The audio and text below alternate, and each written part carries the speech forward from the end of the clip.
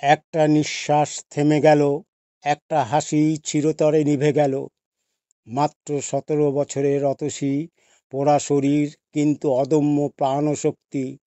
সে শেষ পর্যন্ত লড়েছিল, শুধু একটা প্রশ্ন রেখে, দিদি, আমি কি ঠিক হয়ে যাব দিদি? বার্ন সিসিউ, 10টি বেডে ভর্তি রোগীরা, কেউ 60%, কেউ 70%, কেউ বা আবার 80% বার্ন নিয়ে মৃত্যুর সাথে প্রতিনিয়ত লড়ছে। প্রতিদিনের মতো সেবা করে চলেছেন sister Taposhi, sister Mahua, sister Poulami, sister Shubhra, sister Anamika আর sister Sathi. Doctor Sanyal, doctor Bikash আর ডক্টর মানস সবসময় চেষ্টা করে চলেছেন প্রাণের জন্য।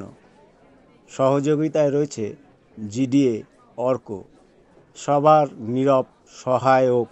দুদিন আগে এখানে এক কিশোরী ভর্তি হয়েছে, নাম তার অতসী।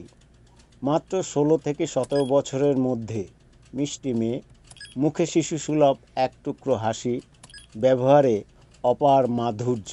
সিস্টার মহুয়া বলছেন, কি সুন্দর মেয়ে, যেন একটা ফুটন্ত ফুল। সিস্টার অনামিকা মুচকি হেসে বলছেন, মিষ্টি ব্যবহারটা দেখেছো? কত কষ্টে থেকেও কারোর প্রতি একটুও রাগ নেই। সবাই মিলে প্রাণপণে চেষ্টা করে অতসীকে সুস্থ করে তোলার।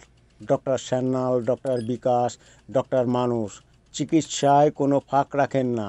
সিস্টাররা দিনরাত এক করে সেবা করে যান। ডাক্তারবাবু, ডাক্তারবাবু, অতসীর পালস পড়ে যাচ্ছে। কিন্তু হঠাৎ অতসীর অবস্থা অবনতি হতে থাকে, নিঃশ্বাস ভারী হয়ে আসে, শরীর ঠান্ডা হয়ে আসে। সিস্টার তপসী উদ্বিগ্ন হয়ে বলেন, ডক্টর স্যান্যাল, ডক্টর বিকাশ, ডক্টর মানস ছুটে আসেন। মেডিকেশন বাড়ানো হয়, অক্সিজেন দেওয়া হয়, মনিটর জল করতে থাকে। হাতের সব চেষ্টা একের পর এক করা হয়। ডক্টর বিকাশ ঘামতে থাকেন এবং বলেন, ওকে হারাতে দেব না, ও লড়ছে, ওর জীবনের জন্য লড়ছে, আমরাও লড়ব ওর জীবনের জন্য, আমরাও লড়ে যাব। ডক্টর মানস তাকে দাঁত চেপে বলেন, আরও অ্যাড্রিনালিন দাও, অ্যাড্রিনালিন দাও, আরেকটু চেষ্টার সুযোগ দাও অতসী, আরেকটু চেষ্টার সুযোগ দাও। সিস্টাররা কাঁপা কাঁপা হাতে সাপোর্ট দিয়ে যান। অতসীর ছোট্ট শরীর জীবনের জন্য লড়ছে, লড়ে যাচ্ছে। কিন্তু ধীরে ধীরে মনিটরের হার্টবিটের শব্দ কমে আসে। এক সময় মনিটর নিঃশব্দ হয়ে যায়। ডক্টর সান্যাল মাথা নিচু করে বলেন, আর কিছু করার নেই, আমরা সর্বচেষ্টা করে ফেলেছি। অমনি চারপাশটা স্তব্ধ হয়ে যায়। এক টুকরো নিস্তব্ধতা যেন সিসিউর দেয়ালে দেয়ালে ধাক্কা খায়। সিস্টার পৌলমী হঠাৎ হাউমাউ করে কেঁদে ওঠেন। চোখের জল আটকাতে না পেরে দৌড়ে চলে যান চেঞ্জিং রুমের দিকে। পেছনে পেছনে ছুটে যান sister Shubhra, sister Mahua, sister অনামিকা, সিস্টার তপসী আর সিস্টার সাথী। চেঞ্জিং রুমে পৌলমী মেঝেতে বসে পড়েন, মাথায় দুহাত দিয়ে কান্নায় ভেঙে পড়েন আর বলেন, কেন কেন কেন কেন বাঁচাতে পারলাম? আমরা তো সব চেষ্টা করেছিল, কেন কেন সিস্টার শুভ্রা, সিস্টার মহুয়া, অনামিকা এগিয়ে এসে সিস্টার পৌলমীকে জড়িয়ে ধরেন। চোখের জল কারো যেন থামে না। ডক্টর স্যান্যাল ধীরে ধীরে এগিয়ে আসেন, পৌলমীর কাঁধে হাত রেখে নরম গলায় বলেন, পৌলমী, বিশ্বাস করো, আমরা আমাদের সবটুকু দিয়ে চেষ্টা করেছি, কিন্তু সব যুদ্ধে জেতা যায় না পৌলমী, জেতা যায় না।